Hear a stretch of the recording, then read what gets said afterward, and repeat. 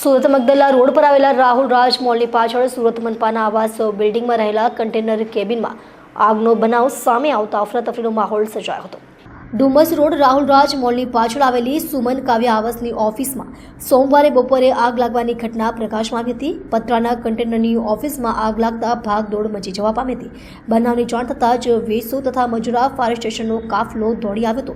પ્રાપ્ત જાણકારી મુજબ વેસુ સ્થિત રાહુલ રાજ મોલની પાછળ સુમન કાવ્ય આવાસની સાઇટ ચાલે છે।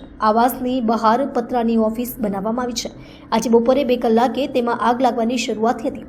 આગ લાગવાથી ધુમાડાના ગોટે ગોટા મોટા પ્રમાણમાં ઉડી રહ્યા હતા। દરમિયાન ઓફિસમાં હાજર કર્મચારીઓ તેમનો જીવ બચાવવા માટે દોડીને બહાર નીકળી ગયા હતા। બાદમાં બનાવ અંગે ફાયર કંટ્રોલને જાણ કરવામાં આવતા વેસુ તથા મજુરા ફાયર સ્ટેશનનો કાફલો ઘટનાસ્થળે રવાના કરી દેવાયો હતો।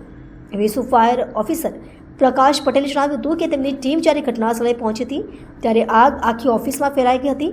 બાદમાં તેમની ટીમે આગ ઉપર સતત પાણીનો મારો ચલાવવાનું શરૂ કરી ગણતરી મિનિટોમાં જ આગ ઉપર સંપૂર્ણ કાબૂ મેળવી લીધો હતો। આગ લાગવાને કારણે એસી, કોમ્પ્યુટર, ફર્નિચર તથા જરૂરી ડોક્યુમેન્ટ્સ બળીને ખાક થઈ ગયા હતા। જોકે આગ લાગવાનું કોઈ ચોક્કસ કારણ હાલ જાણવા મળ્યું ન હોવાનું ફાયર બ્રિગેડના સૂત્રોએ જણાવ્યું હતું।